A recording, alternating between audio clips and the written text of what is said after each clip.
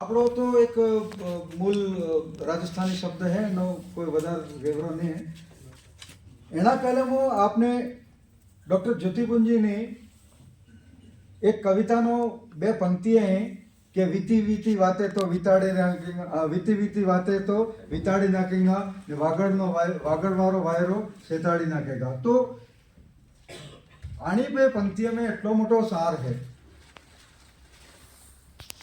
કે વાગડની જે સંસ્કૃતિ है એની જે વાત कहेंगा तो विताड़वानो मतलब आई परेशान करना नहीं है। विताड़ी का मतलब आपके अंदर वो उथल पुथल मचा लेंगे कि आपके अंदर से वो बहुत कुछ निकल कर सामने आएगा। तो आपकी कविता है बापड़ो मोह अवे मोह सुगंधित फूलो तोड़वा थकी गभरावा मांड्यो हूँ केम के मारा आंगणाना फूल जडल ने तुलसी गाड़ा उजू दांत काढ़वा मांडी ने हवे धीरे धीरे मारी आंखे होदी रही खाकरानो वन मारी आंखनो धन। आज ये जो पंक्तियां हैं उस पंक्तियां में डॉक्टर ज्योतिपुंजी ने उस समय में जब आपने रचना की थी और वो जो उनका प्रारंभिक समय था उस प्रारंभिक समय में किस तरह से कि अबे वो सुगंधित फूलों तोड़ा से कि घबरा रही मतलब मैं सुगंधित फूलों को तोड़ने से घबरा रहा हूं क्योंकि मेरे आंगन में फूल और तुलसी गाढ़ा वो जो दांत पर वो एक प्रतीकात्मक रूप लिया है कि सुगंधित फूल और जो तुलसी का जो प्रतीक है वो बता रहे हैं कि किस तरह से समय का परिवर्तन हुआ है और किस तरह से समय के परिवर्तन में इनके प्रतिमान बदले। एक बीजी कविता है गजल की पंक्तियां हैं लाडू ना दर में पड़ती रही ऊनी ऊनी घी नी धार आवी ने जात्या रहा ये तो परबारा ने पूणी बार। इन दो पंक्तियों में वागड़ के ठेठ बोली जाने वाली बोली के शब्दों को आपने मिलाया। हाजर थावानो हुरज ने मल्यो काल कौन जाने केम हवे तो ये रोज हवारे रोज पामणो बारंबार। एक बीजी गजल है इन्हीं पे पंक्ति हमराओ कागजनी कतरननी परते मन को मारो फाड़्यो भटक भटक ताप तपे है वडले पुंगो काढ़्यो हते। एना बाद आपनो संग्रह आव्यो बोल डुंगरी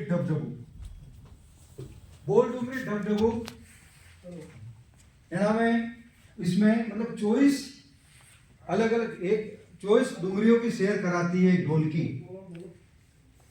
और ढोलकी है वो चेताने का के प्रतीक के रूप में आपने लिया है। लोगों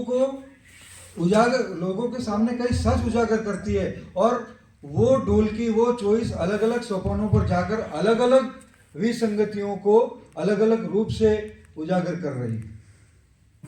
और बोल डुंगरी ढबढबू की जो काव्य संग्रह है उसमें ढोलकी की कुछ जो डुंगरियां हैं उनके टाइटल है मारी ढोलकी डुंगरी नो दीवो बण बेटा बण गामना गोटिया काटो वडलो धार धार नो पानी हागड़ी भोपा बावजी।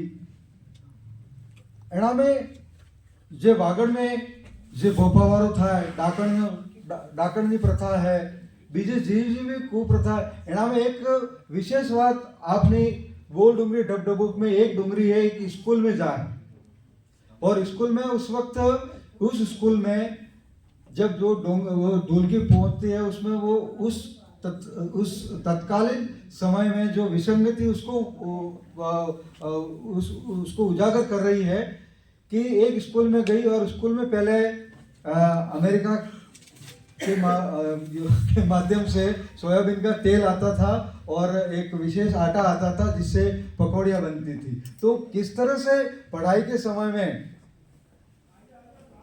उस सुविधा को उस पढ़ाने वाली अध्यापिका या अध्यापक किस प्रकार से उस समय में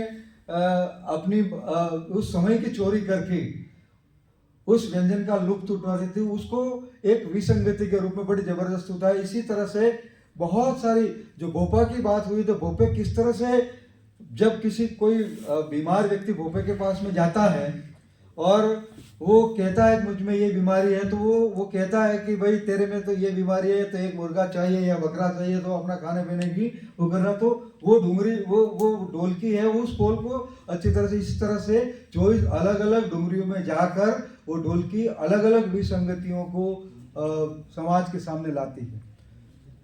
इसके बाद में अभी आपका नया संग्रह आया धरती राणो। धरती राणो में नए तेवर की, जब ज्योतिपुंज जी ने पहले कविताएं लिखना जब शुरू किया तो उनके सामने सब कुछ वही थे। वागड़ी के शब्दों को मूल रूप देना भी आपका काम था, वागड़ी के शब्दों के उच्चारण को लिपिबद्ध करने में आने वाली कठिनाइयों को दूर करने का भी काम आपका था।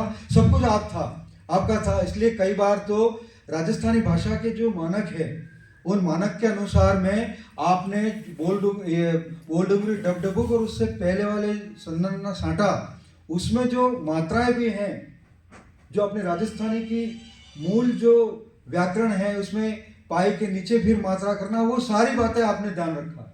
अब तो धड़ल्ले से वो सारा कुछ उड़ गया है और वो हिंदी की जो देवनागरी लिपि का जो व्याकरणात्मक लिपि जो है उसका अनुसरण पूरी तरह से किया जाने लगा है। तो धरती राणो में आपके तेवर भी बदले हैं। आपके तेवर पहले केवल विसंगतियों की तरफ थे और अब की जो धरती राणो जो कविता संग्रह आया है, उस कविता संग्रह में उस भाषा को आपने मांझ कर लिखा है और वर्तमान एक रूपता की जो बात हुई है उस राजस्थानी भाषा की, उस एक रूपता का पूरा ध्यान रखा है और उसमें लिखा है। और उसमें क्योंकि डॉक्टर ज्योतिपुंज का वो समय जब आपने लिखना शुरू किया था, उस वक्त लेखन के जो मानक प्रतिमान थे वो नए समय के साथ बदलते गए और उस नए समय को में बदलने के बाद में उनकी कविता को नया स्वरूप उभर कर धरती राणो में आया। उदाहरण देखते हैं। आमली शीर्षक से, आमली मतलब इमली। गणों याद आवे ई आमली नो रोकड़ो। पुराने समय को याद करते हुए। नागा नागा छोरा नो पाणनो, हेलोरे ममतावाड़ी, कातरा ने खाटा मेटा फूलड़ानो चावणो, नदी ने वकेराયેલી રીસ ને સમેટતું મહાદેવ મંદિરના જાત્રુ, ગારતા થાકેલો સંપા કુકડી રમતા છોરા છોરી, હવે મન મારી ને સમજાવે આપણે આપને કે અણી બહુ મંજિલી ઇમારતમાં ઉગી આવે અહીં કેટલા मन का, कितना बड़ा प्रतिमान है। उगी आवे मन का मतलब उग आए हैं मनुष्य। मनुष्य पैदा होने की एक प्रतीक दूसरा है और मनुष्य का उग आना दूसरे प्रतीक में आता है।